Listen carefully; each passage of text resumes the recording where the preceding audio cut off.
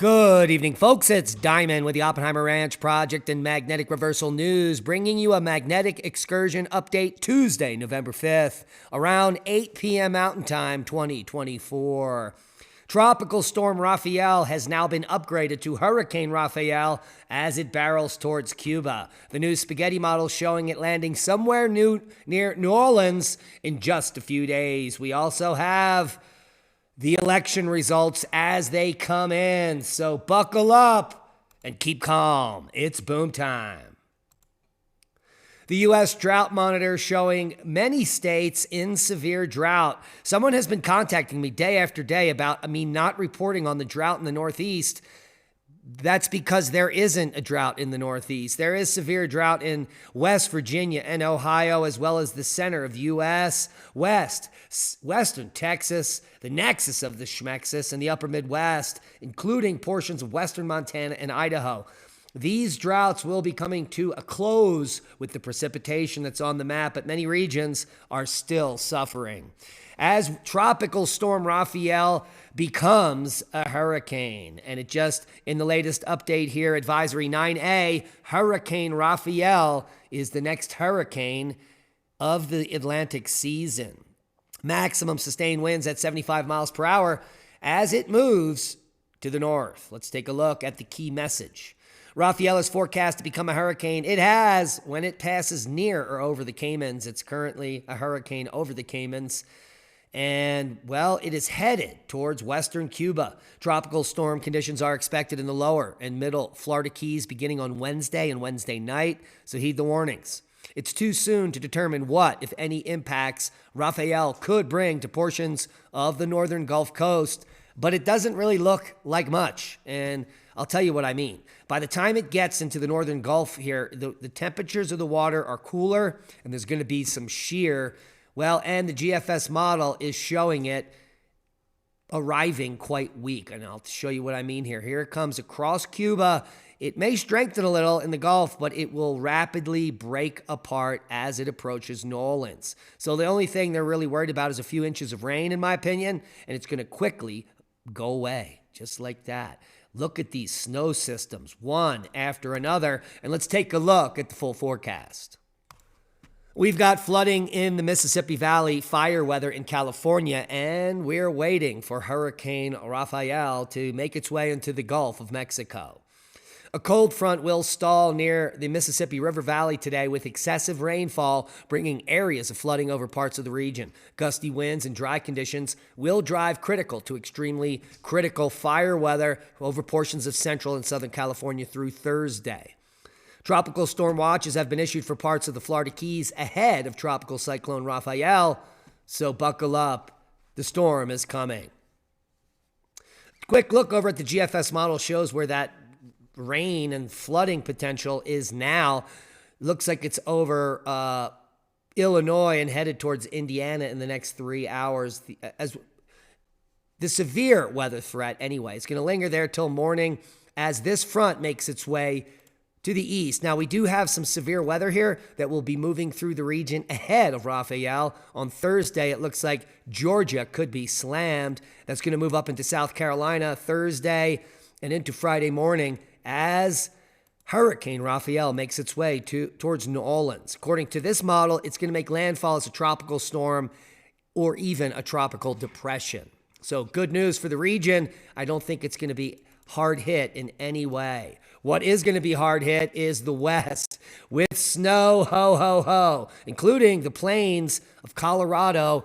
Well, and take a look at the mountains of New Mexico. Literally, they are going to get buried in November, the first week of November, with system after system after system moving through the West. 4 in a row through November 21st could be tilting the scales in the Cascades. And take a look at these totals. In the Cascades and the Sierras, 6-8 feet in some regions. Seismic update. No real quakes of note. Interesting rumbler in the middle of nowhere here in Russia, 5.3. We've got some activity on the Ring of Fire, 5.7 in Peru. Who knew? Now you do. That was at a depth of 80 kilometers. And a 5.0 in Colombia at 39 kilometers. Overall, low-level activity as the seamount off the coast of Hawaii continues to produce large earthquakes. Here's a 4.8, 5 kilometers southwest of Pahala. Now, Liwatobi Laki's 40,000-foot paroxysm has not only killed 10, but it's now making it difficult to evacuate after the eruption. Heavy ash on the roads is making the evacuation of 16,000 residents quite difficult on November 5th. Located in Flores East Island in East Nusa Tenggara province of Indonesia, the volcano erupted Sunday night on November 2nd, spewing huge lava plumes and killing 10 people. Worldwide volcano news, we've got Merapi on the list today to 12,000-foot, Sabancay to 21,000-foot, Fuego to 15, Sangay to 19, Semeru, 15,000-foot puff, Reventador, 15,000-foot on the list today, Ibu, 8,000-foot puff, moving east, Karimsky, 10,000-foot, Liwatobi to 8. That's a different Liwatobi. Popo to 22,000, Santa Huito to 13, Nevado de Ruiz, 20,000-foot blast, Fuego to 15, Ibu to 8, Liwatobi to 7, and Popo, 22,000-foot blast today, Santa Huito to 14, Karimsky to 10,000-foot, and we've got Dukono on the list to 8, Panelon, 11,000-foot blast today, Marapi to 15,000-foot, and Ibu to 8. Liwatobi volcano, a 7,000-foot blast there. Wrapping up worldwide volcano news for the day. Quick look over at space weather. We've got some geo-effective sunspots. We do have some minor M flaring. Nothing spectacular headed our way. A minor solar storm from this M flare 2 days ago may bring us up to G1 geomagnetic storm on the 7th, but the forecast is just a 3-hour G1 storm. Short-lived activity.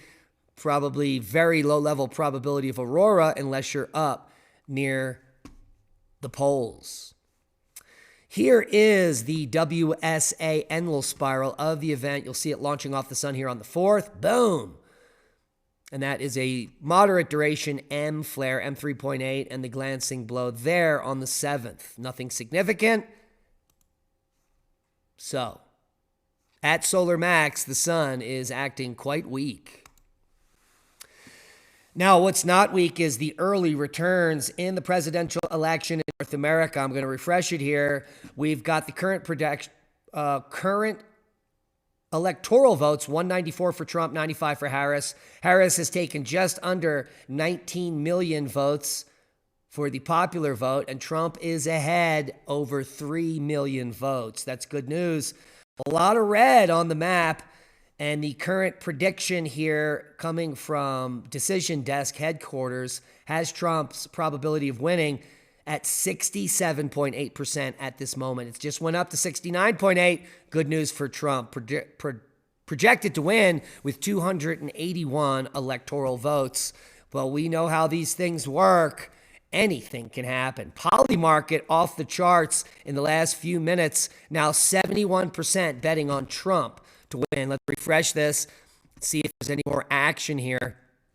At Polymarket, this is an international betting market, and now up to 72.4% for the win for Donald Trump. Kamala Harris, 27.5%, and that's good news. Better news, right after this show, you can join us over on our Rumble channel, Oppenheimer Ranch Project on Rumble, for an election live stream where we'll have a ball. Also, check out our new merch listed below where you can get your very own Oppenheimer Ranch Project shirt that says, "Shut up, Al, get in your hole" on the back. And that's a boom to knowledge. Please share the video. We are shadow banned and we need your help to grow. Join us over at our Rumble channel for the election live stream of a lifetime in just a few moments. And be safe. We love you. And that is a boom.